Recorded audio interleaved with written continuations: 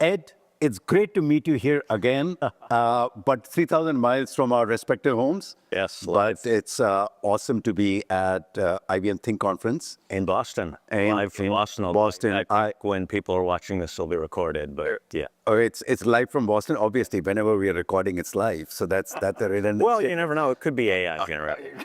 Could be AI generated.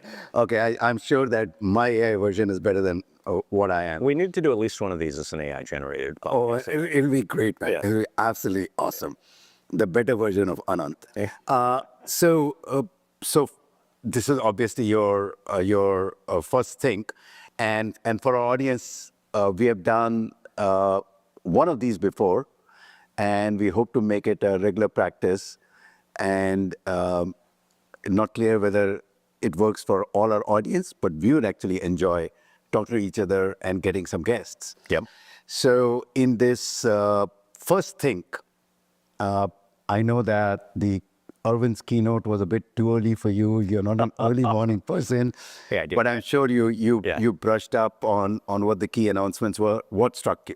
So, I mean, I think that the most pervasive thing was just seeing agents front and center, and really blown away at the level that these have actually been deployed within IBM. So, actually seeing the benefits from this. But I think overall that was a big deal. I really, of course, it was great to see Hashi front and center. I know that was a long time coming, and I think that was great to see how it's part of the technology strategy, and then, of course, I was very happy to have an opportunity to preview some of the DataStax stuff for down in the Think Theater as well. So, looking forward to being able to keep doing that as we bring DataStax into the fold. Awesome. Because you didn't wake up early enough, DataStax actually made it into one of the slides in Arvind's keynote. Yeah. So that was absolutely awesome. Yeah. I'll tell you what struck me though. I mean, obviously IBM is a fantastic enterprise company, and obviously AI is really, really important. And IBM, I think, as you learn more, is doing, obviously IBM can do more, but is doing some really, really good cutting edge stuff for our clients. But actually what struck me was what came near the end of the presentation, which was on quantum. And Yeah. I've always, quantum is one thing. I mean, I kind of understand technology and I kind of understand physics, but kind of putting the two together, I don't understand it at all. And so I've been kind of brushing up on Grover's algorithms and others, but it was really, really interesting to see Arvind make some bold predictions that in the next 4 or 5 years, quantum will actually have a material impact on the things that they're doing. And that's the kind of thing that you'll discover that at IBM, and we're able to kind of make some good bold bets and stick with them, because some of these require really, really long-term investments. Now, of course, in the world of AI, long-term is clear, the vector is clear, right? But the short-term, there are like phenomenal ups and downs. This is hot and that's hot and everything else. And so let's discuss a bit about what's hot this week, Ed. Yeah, so a couple of interesting things. We saw Windsurf, of course, becoming part of OpenAI, which was a interesting event, although it had been reported on for I think 3 or 4 weeks now. But, yes, but was confirmed and concluded this week, I guess, and so that's a pretty exciting development, and I think it's a reflection of the fact that we've seen that where a lot of the material impact in the near term for many organizations has been in accelerating their software development. So this is an area, obviously, you and I spend lots of time talking about, and so that was pretty interesting. Yeah, it's like the model providers are, in some way, shape, or form, whether you want to call it moving upstream or moving into the application space and others, but understanding that models by themselves are a very, very important ingredient, but there's a big gap between how models get applied to affect people, in this case, people being software developers, like you and me, approximately like you and me, right? And therefore, that kind of application gap between what the models can do and what people actually touch and feel is an important gap to be covered, right? And that's why, for example, even in IBM, we feel that if you look at kind of our what's the next orchestrate announcement, the idea really was not to kind of focus inordinate amount on the models that are powering it, but really how it's affecting business process in others. Well, I think that's exactly right. I think that we are getting to the point where the model itself is a resource, and it is the applications that are getting built on top of it. And that's part of why, so as I said earlier, the fact agents front and center, because agents are, in a very sort of expansive use of the term, really the new form of applications, that this new form of compute and the software of the model processes. And so seeing this activity, seeing where the model providers are going in terms of moving upstream and looking at their, at their various killer apps, is in some ways it's sort of history repeating itself. But I think it shows that I think we are turning that corner where value is being captured by these applications. There's a lot of the term that people are using right now is calling these wrappers, right? And and actually they've been using that term for a couple of years now. And back in 23, you had people going and saying, oh, there's no moat to that. There's it's just prompts, right? It's just context preparation. And in fact, it is feeding data into OpenAI and Claude for them to actually get better.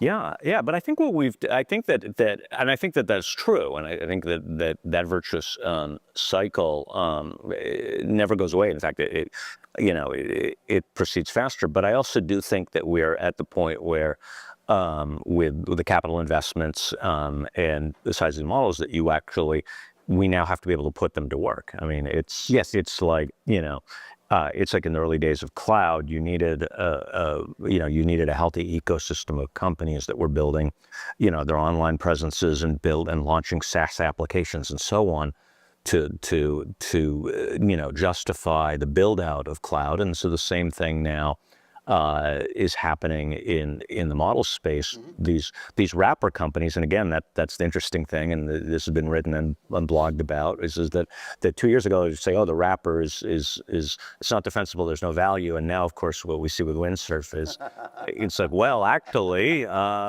Every 3 billion words. Exactly. Come up with 3 billion reasons why it's if you count in dollars, if you count in cents, it's 300 billion. Okay. There you go. So one of the observations that I have is that, and we'll come to kind of the second deeply interesting topic in a minute, but one of the observations that I have is that all of these applications are not kind of monomodal applications.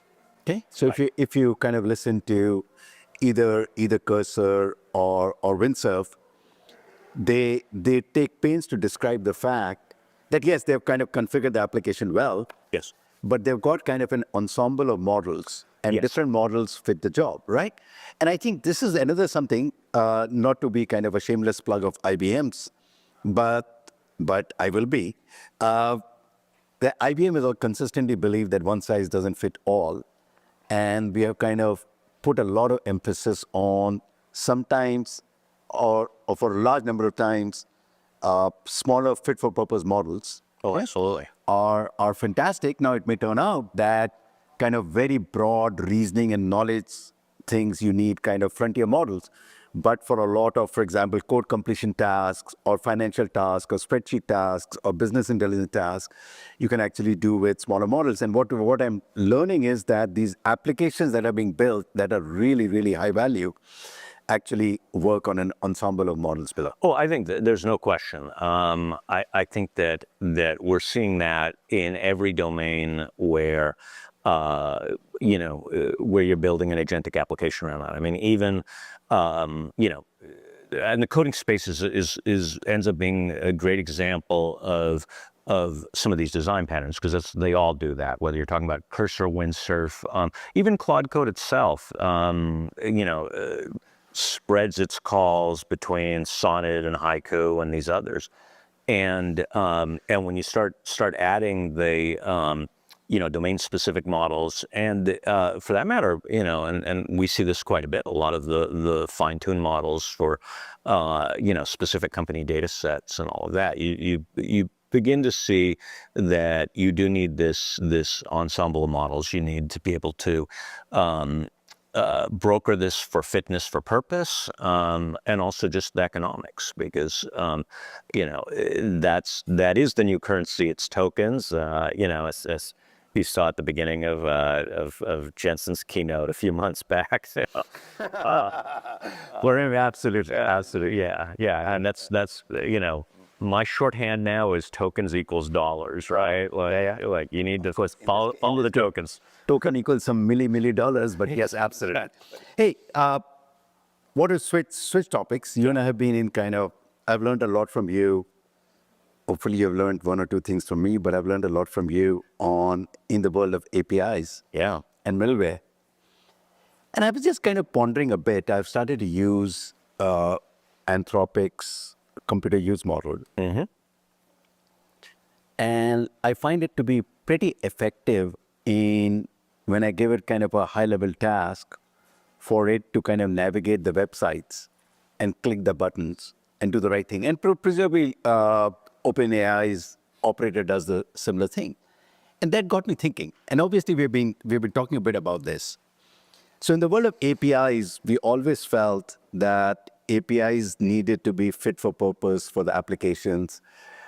Jacobson and others had talked about at Netflix how they had created this domain APIs and experience APIs and everything else like that. So is there a world in which new interfaces will be designed for agents, or the opposite point of view would be that, look, the interfaces that have been designed for humans, the agents will be able to operate against, and therefore you don't really need to invent something new, okay? And what works for either humans, in this case UX and buttons, or what has been built for applications is good enough. So what do you think, as agents become more and more important in our ecosystem, will the interfaces of the software systems change, or whatever exists today will work very well in this new world? I mean, it's an awesome question, and I've observed the same thing. And, what I do know is that the models work best where there is some form of semantic richness around what you're asking the model to do in terms of an interface. Actually, it's probably true literally for anything you ask the model to do from a Q&A standpoint as well. But the opportunity with APIs has always been around, structure and semantics, right? Predictable, repeatable structure. That's where our contract definitions come from. And there's been various approaches, and whether we look at GraphQL, or we look at REST, or we look at the previous generation. But the other important part of that was sort of what were the affordances that those different API methods gave you for really providing the model with some insight on how that API is used, in particular in relation to other APIs in the completion of some task, and then the relationship of the data and so on in relation to other things that are part of the entity or object model of the application or system that's being surfaced. And that's a mouthful of stuff, but basically what it is just the model, the model needs to be able to reason around what it's seeing. Now, computer use models are, fantastic. And of course, in terms of being able to go and being used for things like RPA, robotic process automation, and so on, where you've got an application that, existing application that you maybe have no APIs for or even connectors for. It's a good approach, and I think we'll see things particularly on the desktop, we'll see a lot of activity around that. But the more accuracy comes from cleaner APIs with richer semantics, better documentation, more logical structure, more logical relationship between the entities returned in the case of a GraphQL type of interface, or more exposure of actions and sequences in the case of a hypermedia interface. Like, the more that you can express, the better and more accurate the model's going to be able to do. And so what I can say is that if you want your agent to be able to operate more efficiently, perhaps being able to use smaller, less resource-intensive models in a more accurate way, more predictable outcomes, better API design is just common sense. Awesome. Yeah. Awesome. I went very long. Listen. Some of the topics that we're discussing don't necessarily take for short answers, and none of us is known for giving short answers on anything. This is an area that you and I, from API design standpoint, have spent years on. So it's but guess what? I went and actually, so there's a raging debate within IBM. I've always been a proponent of, look, good, clean API design, perhaps expressed as GraphQL, is what's needed, and BFS, backend for front ends. Yes, you kind of propose, but there are kind of equal number of people within IBM who say, look, in this world of really, really smart models, you can basically lay some, pardon my expression, turds out, and will actually clean it up and do the right thing. So in the true spirit of leveraging AI, I went and asked Claude, would you actually want good APIs or kind of whatever domain APIs, expecting Claude to say, look, I'm smart enough to kind of give me whatever your unwashed masses are, and I'll do a good job. But no, it actually came back and said it actually prefers cleaner APIs, right? So that made me happy. I don't know whether it's going to be true or not true, but that made me really another interesting thing I saw at the top of Hacker News this morning was that the system prompt for Claude, somebody hacked it and got it out, and it's actually, it's apparently it's something like 24,000 tokens or something. I forget the number. Huge number of tokens goes into the system prompt, but in it, and I don't remember all the details, but I did see, but there was a preference for more structured inputs and outputs and tool use, which is again, look, the thing about models is that they can do amazing things. And you can always go to this argument that's like, oh, next year's model, we'll be able to do everything. It's like, where we're going, we won't need anything but models, right? I mean, we won't need you and me. Exactly. But we are just talking. It's actually, you see, next podcast we actually have just AI generated talking as Max Headroom here. Exactly. Max Headroom. Yeah. Our audience may not know what Max Headroom is, but we are old enough to know what Max Headroom is. Well, you can ask Claude, and I'm sure they'll write a summary for you. But look, I mean, yes, you can always, throw more, model processing, but there is expense involved, and there is time and latency, and if you put, let's just be very, if you're just very pragmatic and you actually just step through it, if I have an API that's clearly described and I throw it in, and I tell any model, I'm actually a very big fan of Claude Sonnet and so on, but what's going to happen? It's going to go and hit that. It's going to hit that, or it's going to do the tool use, right? And it's going to essentially make a guess as to what it's supposed to do. And if it gets it wrong, it's using some form of React model, some form of iteration, and it's like, so keep trying until it gets it right? We see this if you go and use any of these agentic models, you see that. And the miraculous part is it does get it right eventually, but it does a number of cycles to get there. It's just money for Jensen.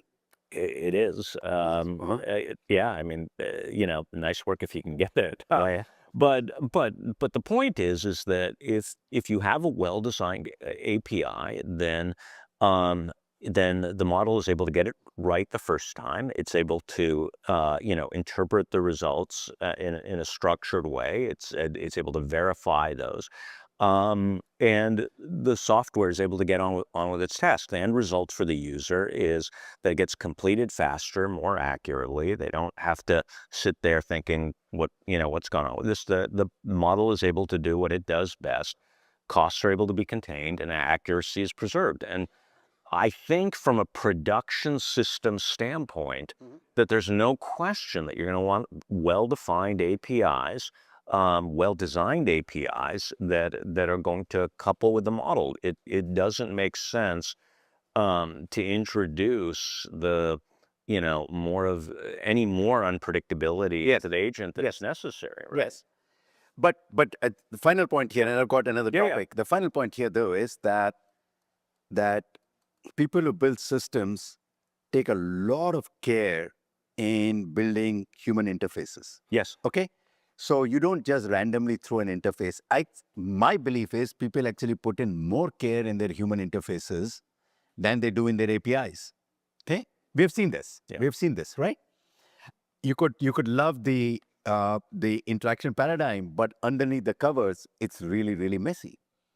And therefore, if that is well curated, then an agent should be able to traverse that if it has got a good model. Oh, absolutely. Right.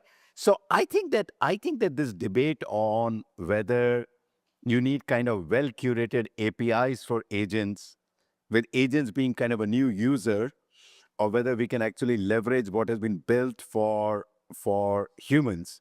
Okay, I think that debate will continue for some time. There are really smart people that I respect who have said that this use of human interfaces is a transition.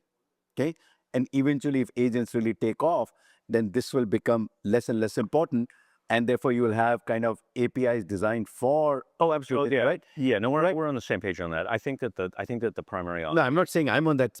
No, I actually do think that new APIs will be, and actually I think that APIs. So first of all, I do think that the evolution of applications will be more towards capabilities that are expressed through APIs and through MTP and so on. And then you'll have purpose-built agents as the plane of glass, so to speak. And I think where this will happen will be in the domains where the usage patterns are more ad hoc versus more prescribed. So you and I grew up in a software development world where you would go and look at the critical user journeys and the happy path and try to figure out, okay, and in product management, we have the adage of 80% features, like what is it, the capability that 80% of your users need, right? And this works really well where I'm using like, a desktop application. I'm using a web app. My goal is I do this, I do in this, and my goal is to optimize that, right? We talk about like, how many clicks to an outcome and all that. And that's great. But it doesn't work so well in more ad hoc domains. And for example, like business intelligence. It's like people are coming in and it's like some question of trying to figure out, okay, how do we maximize revenue around? So this thing that literally comes out in more of a conversation and it's very ad hoc. Very hard to go and just have a thing, right? And so the agents excel at translating an ad hoc request into a series of actions. Yeah. But the point is that over time, I think those things blur and unify, and it's the model, or the agent, excuse me, not the model, that adapts to the user. We as software developers and product designers and so on, and API designers, our audience is the model. The model is going to, this agent is going to be the middleman, the interpreter between what the user wants to achieve and the capabilities that we surface. Middle person. We don't yet know what gender we should assign to agents. Middle person. Absolutely. Okay. Hey. Or the middle agent. Middle agent. Oh, yeah. Oh, actually, that is. I mean, that's the definition of an agent. Yeah. Absolutely. So now we are back to old trading days in which there is an intermediary out there. Exactly. Absolutely. I got it. Hey, listen, we have a few minutes left. So Ed, first of all, these conversations are awesome. We are talking as partners, but also as people who are kind of not just looking after the DataStax or IBM interests, but trying to understand what it means for enterprises and AI and everything else. But really, hopefully soon, you'll be a part of IBM, and the kinds of course, getting a chance to interact with you even more is really exciting. That's the last time I'll praise you. But the kind of stuff that DataStax brings to table with respect to its capabilities, not just the capabilities on the data side, the vector store side, the unstructured side, but also Langflow and others are really, really exciting for us. And that was one of the reasons that we were very excited of getting a chance to work with all of you. And I know you had a lot to do with kind of moving from kind of just pure data story to how data and AI kind of come together, Ed. And I'm looking forward to continuing those discussions and helping our enterprise customers with capabilities from both IBM and DataStax. Yeah, we're very excited about it too. And this is great. And hopefully we'll get a lot more podcasts, if nothing else, out of it. No. Hey, listen, we need to get some business out of it too. Okay. Yes. Hey, with that, thank you very much. This was awesome. And the floors are, of course, buzzing. But here we are in a very, very quiet studio, so you don't get that sense. Yeah. But thank you very much. We also have a few people in the audience, so thank you so much. And thank you, folks. Okay?